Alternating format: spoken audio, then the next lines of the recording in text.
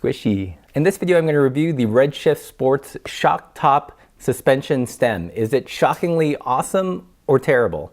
Find out in this video. Welcome back, Pathless Peddlers, and if you're new to the channel, this is where we talk all about the Supple life, so gravel bikes, bike touring bikes, rando bikes, and if you're into that stuff, you should consider subscribing. I'm going to start this review off by saying that this is not the suspension stem of old. This is not the soft ride, this is not the flex stem. Just because you tried a suspension stem back in the 90s doesn't mean that all suspension stems are bad. And that's like saying, hey, I tried the dropper post once and it was crappy, so they must all be crappy. Or it's like saying I saw a Cannondale Slate once and it made my eyes bleed, therefore all gravel bikes are terrible. I kid. I just don't like that bike. So the mechanism inside the shock top suspension stem is actually pretty simple. It's a single pivot, it's not a dual pivot design, and what gives it that suspension is a pair of elastomers inside the stem. Squishy. And what's interesting about these elastomers is that you can actually tune them. It comes preloaded with a pair of elastomers already designed for a specific weight.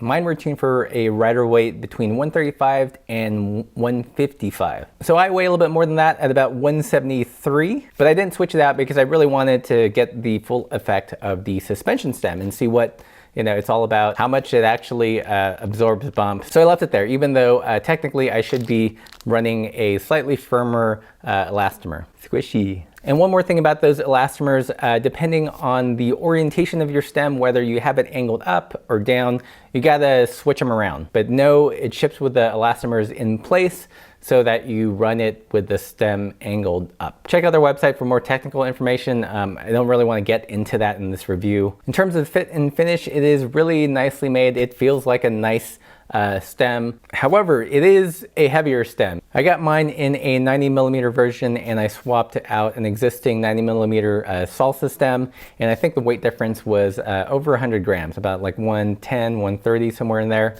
So considerable. I mean, holding the two stems in the hand, you do notice a weight in the suspension stem.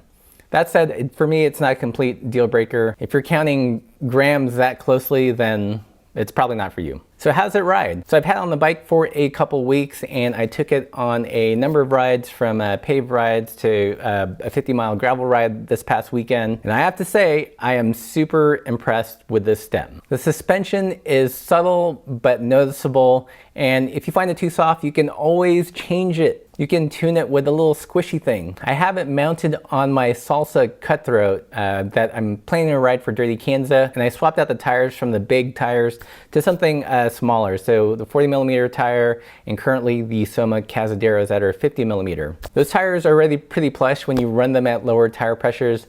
But when you combine these nice big supple tires with the stem, it feels like you gain, another inch in terms of air volume. So the front end really absorbs small to even medium-sized hit. It's not replacing a suspension fork. It is not a suspension fork, and I don't think its purpose is for mountain biking necessarily. What it does mimic is a larger, higher volume tire run at lower pressure. So it's kind of like enjoying the Supple life without having a, 650B Road Plus bike. I know it looks gimmicky. I know suspension stems have had a bad rep in the past, but if you can try it out, you should try it out. I thought initially that I was gonna hate it, especially after all the feedback I got about how terrible the suspension stems of old were, but I've been really surprised. I think it's comfy, it's cushy, and it's a nice option if you want just a little bit more suppleness in the front end of your bike. On a straightforward gravel road